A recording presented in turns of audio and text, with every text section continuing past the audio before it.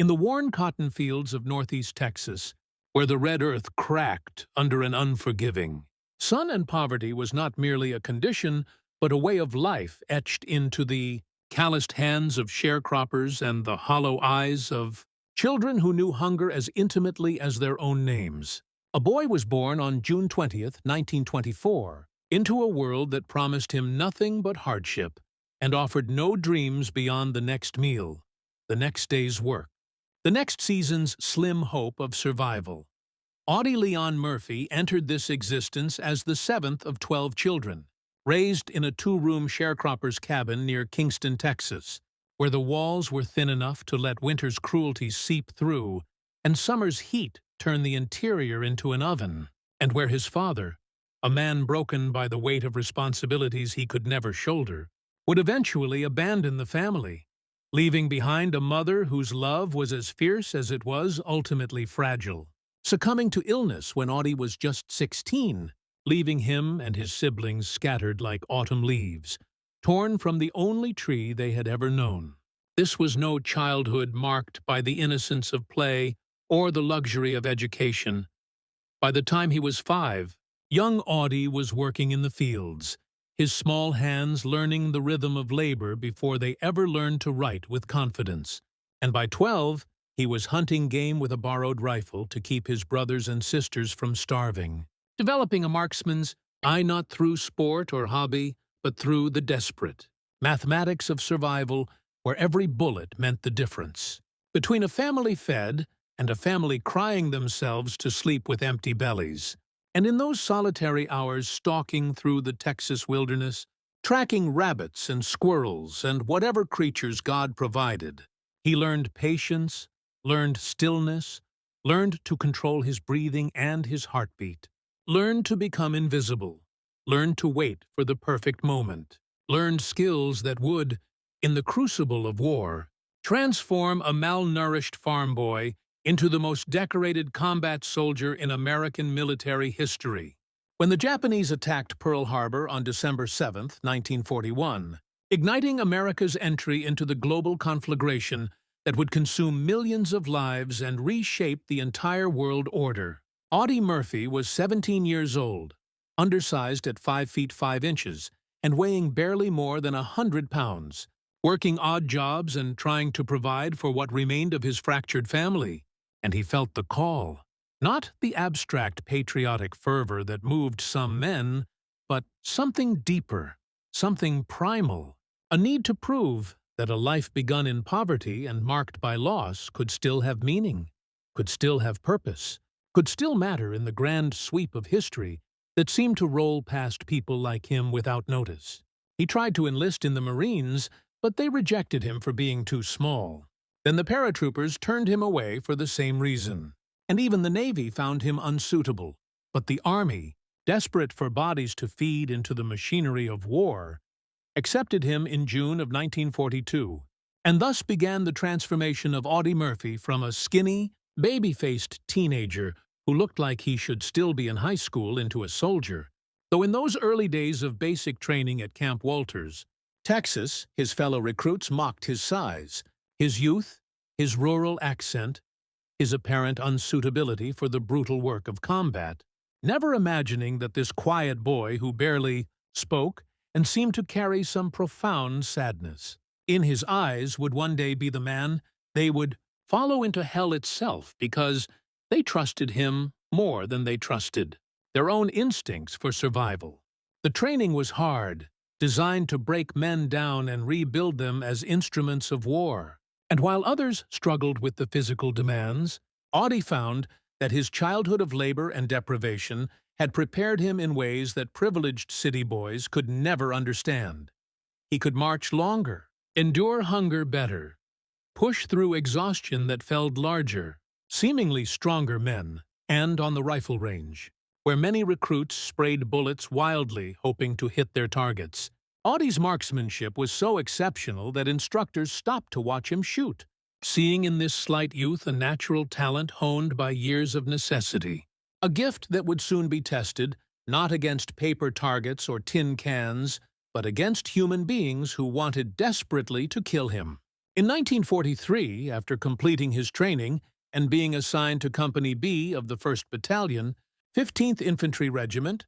3rd Infantry Division, Private Audie Murphy shipped out to North Africa, then Sicily, then mainland Italy, entering the vast theater of war that stretched across the Mediterranean and into the heart of Europe. And for most soldiers, that first taste of combat is a shock from which some never recover. The violence, the noise, the confusion, the sight of friends torn apart by bullets and shrapnel, the smell of blood and cordite and death, the realization that war is not glorious adventure, but ugly, terrifying chaos where young men scream for their mothers as their lives pour out onto foreign soil. But something in Audie's constitution, perhaps forged in the hardships of his youth, or perhaps born into his very DNA, allowed him not just to survive that shock, but to function within it, to find a cold, calculated clarity amid the madness, to discover that he possessed an almost supernatural ability to remain calm when everyone around him was breaking apart. The Italian campaign was a brutal affair, a grinding advance up the peninsula against determined German defenders who had turned every mountain, every river, every village into a fortress. And it was here, in places with names that meant nothing to Americans, Salerno, Anzio, Cassino, Rome,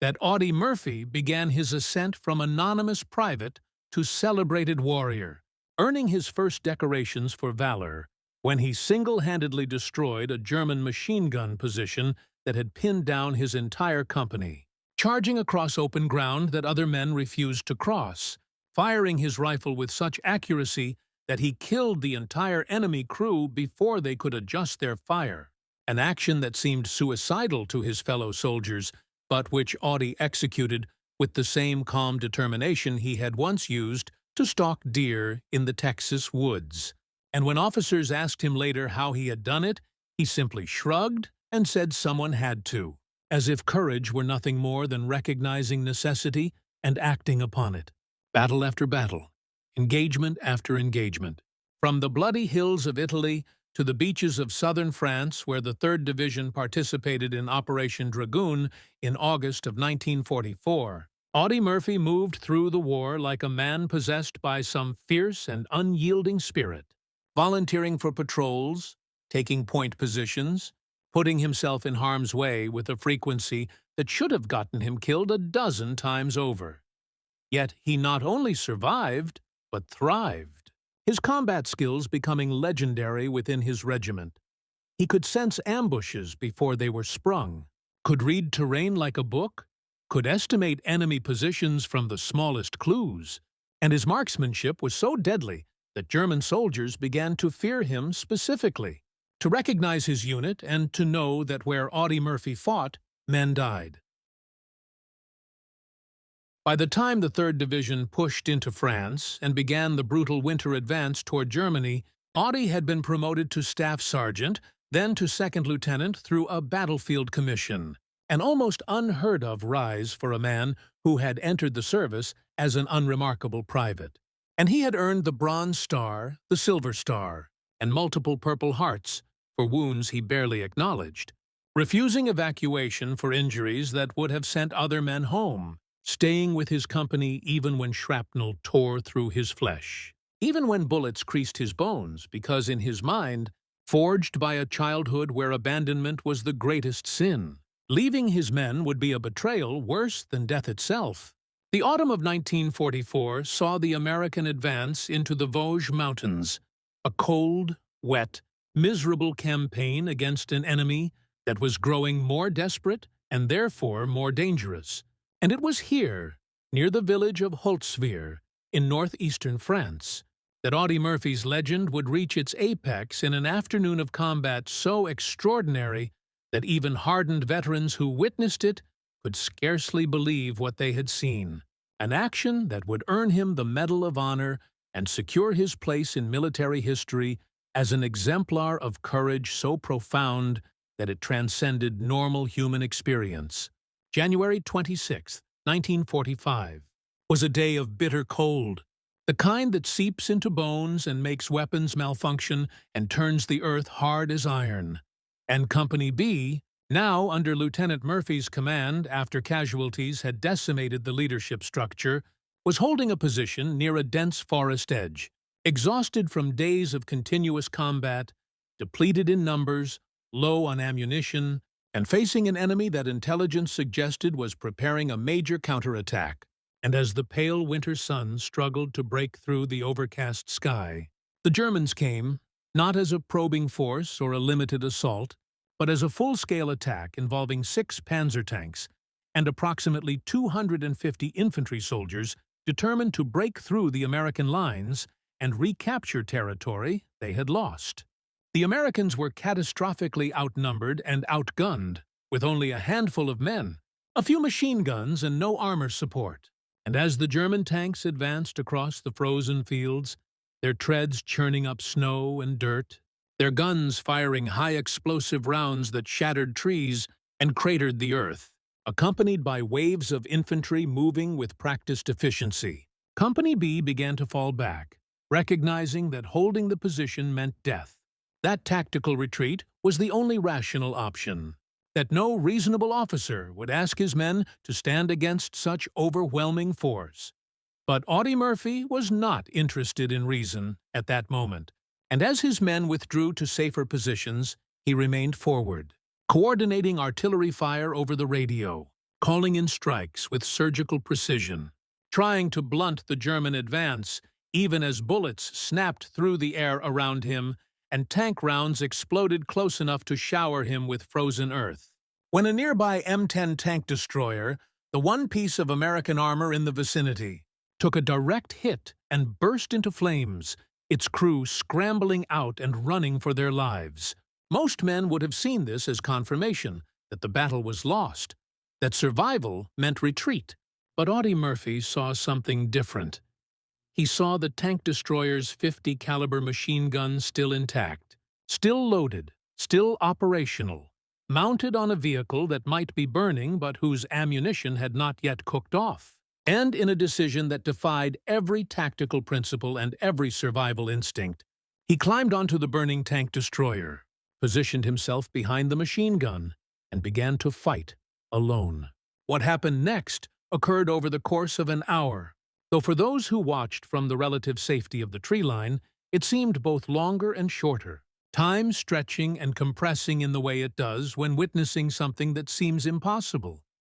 Here was a single man, standing atop a burning vehicle that could explode at any second, flames licking at his legs, smoke threatening to choke him, exposed to enemy fire from 250 German soldiers and 6 tanks. And he was not merely surviving, but attacking, firing the heavy machine gun in controlled bursts that mowed down enemy infantry with devastating accuracy, swiveling the weapon to engage multiple targets, calling in artillery corrections over the radio even as he fired, his voice steady and calm as if he were discussing the weather rather than fighting for his life, directing the big guns onto German positions with such precision that shells landed within meters of his own position, danger-close fire that required absolute trust in the artillery crews and absolute confidence in his own calculations.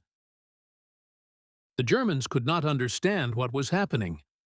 They could see the burning tank destroyer, could see the lone figure manning the gun, could see their own soldiers falling in waves, and they threw everything they had at him. Bullets from rifles and machine guns converging on his position, tank rounds fired directly at him, artillery shells called in by German forward observers. The air around him became a storm of metal and fire, and yet he would not fall, would not retreat, would not stop firing. And when the machine gun ran through its ammunition belt, he reloaded it even as bullets sparked off the metal around him, his hands working with the practiced efficiency of a man who had done this 1,000 times. Though the heat from the burning vehicle must have been nearly unbearable, though he had been wounded by shrapnel from a shell burst, though every rational cell in his body must have been screaming at him to run, to save himself, to accept that some battles cannot be won. The German infantry tried to flank his position,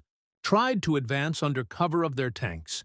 tried to rush him from multiple directions. But Audie Murphy seemed to possess eyes in every direction, seemed to sense threats before they materialized, shifting his fire from one target to another with a combat awareness that bordered on the supernatural. And when he ran low on ammunition, he used his pistol. And when his weapons jammed from the heat and the dirt and the continuous firing, he cleared them and kept shooting. And all the while he continued to direct artillery fire, bringing down such accurate and devastating bombardment on the German positions that their attack began to falter,